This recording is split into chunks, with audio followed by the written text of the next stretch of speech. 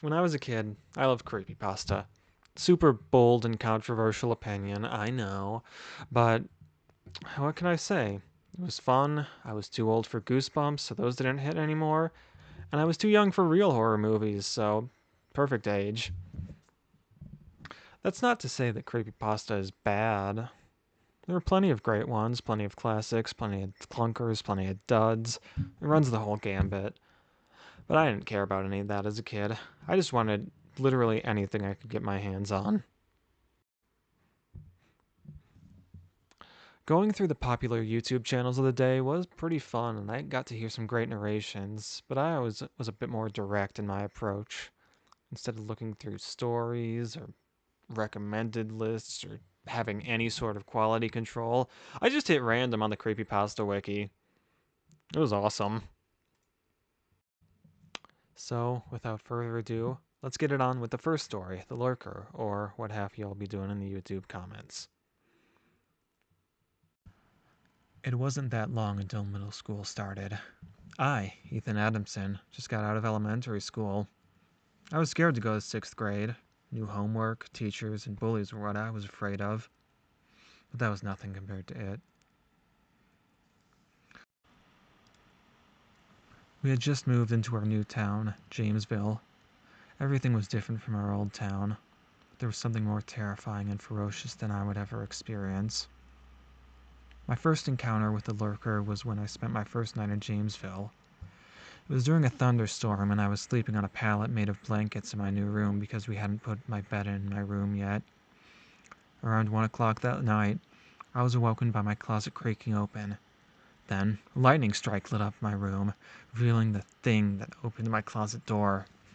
It was tall. It was so skinny that you could almost see every bone in its body. But the most horrific part was its face. Its teeth were sharp-looking and white, and it smiled like an insane person would. But it had no eyes, just empty eye sockets. It looked at me and let out a screech that I will never forget. It was dark in my room again, but then another fucking light night strike lit up my room, and there he was, standing over me and looking down on my pallet. I let out a scream which made the monster vanish as if it was never there. My second encounter was less frightening. I was with my mom and my older brother, Victor, in the car driving to my grandmother's house. It was during the night, but it wasn't rainy this time. Our grandmother lived out in the country, so we had to drive down a road that cuts through a forest. Strangely, the engine died, so my mom tried to restart the car. I looked out the car window into the forest and saw it coming towards the car.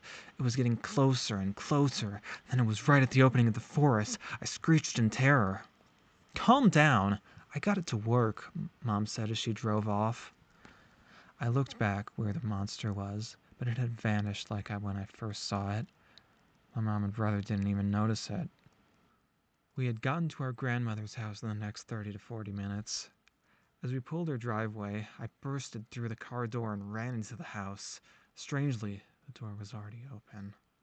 I began to search for my grandmother. I went into the living room, only to find her brutally murdered on her recliner chair.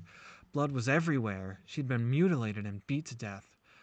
But whoever or whatever had killed her left scratches on her face, carving a smile. Oh boy. I don't particularly enjoy being mean, so I'm going to be very brief here. This is kind of exactly what people think of when they think of bad creepypasta. It's kind of got everything. You got the attempt at an iconic monster.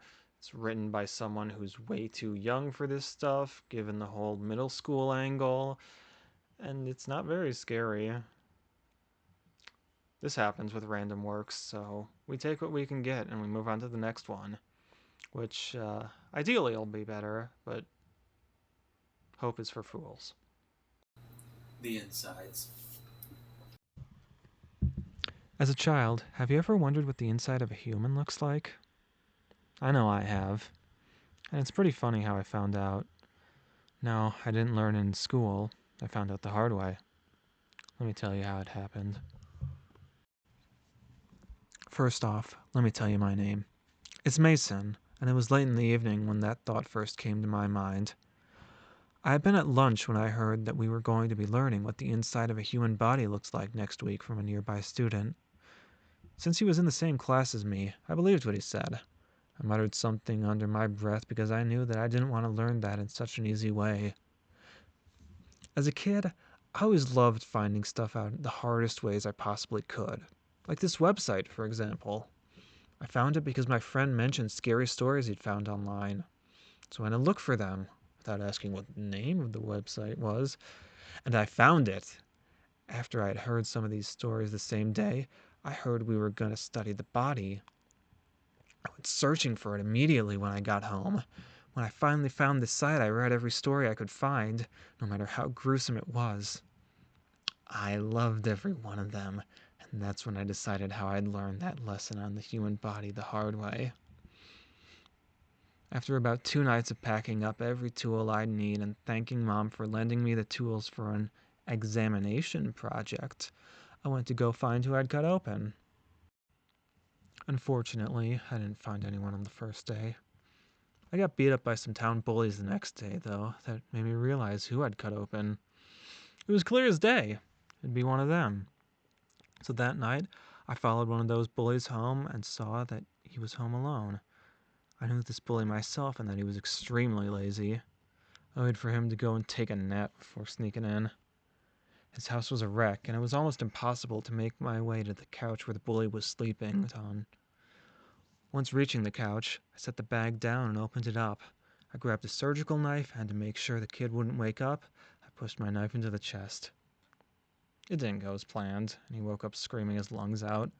I put him to sleep with a few more stabs, and once he'd gone still again, I cut him open. His body was red, and I mean very red. I took out a textbook to help me identify each of the organs. One heart, two kidneys, some lungs, a stomach, and so on. After I identified them each several times, I stitched the poor boy back up and left his house. After I got home, I realized my parents weren't here, so I went upstairs to clean off everything. Cleaned off my mom's knives and put them in her room. Got to remember to thank her later. I washed my own clothes and taken the longest shower of my life as well. While I'm typing this, it's been a week since I cut that bully open, and I was at the top of my class when that lesson came up. I just finished watching the news with my parents. Apparently, the very same boy I cut open was murdered. I felt a little bit sad for the families lost, but I know that it wasn't my fault. All I did was look at his organs. The boy died of multiple stab wounds. The police even found the culprit and are about to raid his or her house. Isn't that strange? Ah, I need to go for a minute. Someone's knocking at the door.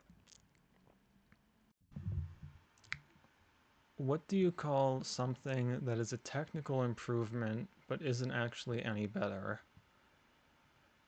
I mean, it kind of is better. Kinda.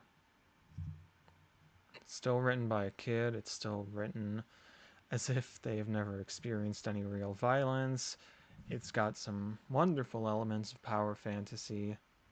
Another very classic creepypasta, all things considered. And we are back in another day, another time, another place with another camera that actually decided to work this time.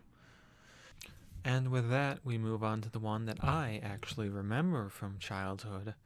Now, whether it's good or bad, and I remember it for the right reasons, let's find out. This is Blueberries. He smashed the dark oak desk into shards of stray wood strewn about the chamber with his sledgehammer. He couldn't eat the whole thing in one bite. As the veins in his eyes pulsed and his teeth ground for individual superiority over the other, he tried to think of something that didn't involve what the guard outside the heavy door was going to watch him eat through the bulletproof glass. Blueberries. They're nice. I remember blueberries. The best ones came from the big bushes outside the McCoy house in Michigan. Going to eat a desk for a crime I didn't commit. Blueberries. He laid his hammer down, sat on the floor, and stared for a few minutes at the wall. He eventually picked up a dime-sized chip of wood. He held his nose and opened his mouth wide. This is a blueberry. This is a McCoy blueberry. They'd always be happy to give me their blueberries, and this is one of them. As he swallowed it whole, he gagged as he felt the edges of the chip cut the lining of his throat. He forced it into his stomach. The back of his mouth became sour with little drops of blood. That was a blueberry. A very sweet blueberry, baked at just the right time. I probably liked it. He choked down more chips. More blood came up, and nausea set in from the wood and its varnish. He couldn't throw up, then he'd have to start over. He got to his feet and raised the sledgehammer high above his head to make more of the pieces out of the bigger ones. I love blueberries. I'm going to eat a lot of blueberries. The door flung open. Before he could say anything, the guard took his hammer and slammed the door. Well, looks like I'm going to be eating big blueberries. He sat on the floor and grabbed a foot-long length of splintered oak. He tried to break it, but it would only break in half.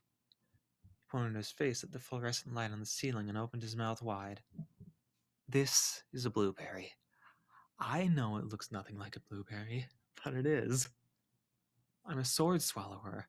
I can eat a sword made out of blueberries. He nudged the wood past the opening of his throat. He felt it scrape, he felt it slide. Gently, gently, gently. This is a blueberry. It doesn't taste like one, but it probably is. He felt his mouth water, and in doing so he gagged. He couldn't breathe. He tried to pull the wood out of his throat, but the edge were caught on the inside of him.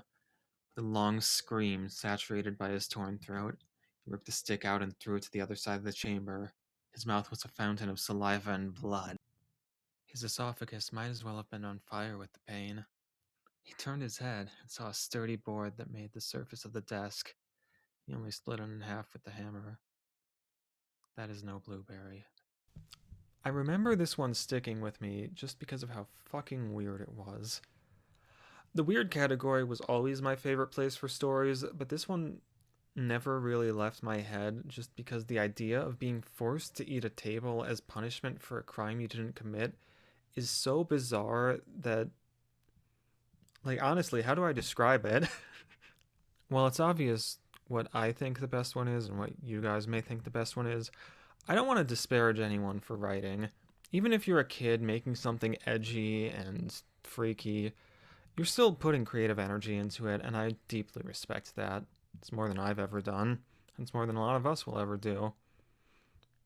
Ideally, I'll get to do this again and make a less horrific video, and one that may actually be a little bit scary, but who's to say? If anyone wants more, ask. I ain't got nothing better to do, man. Have fun. Bye. Fucking later, bitch.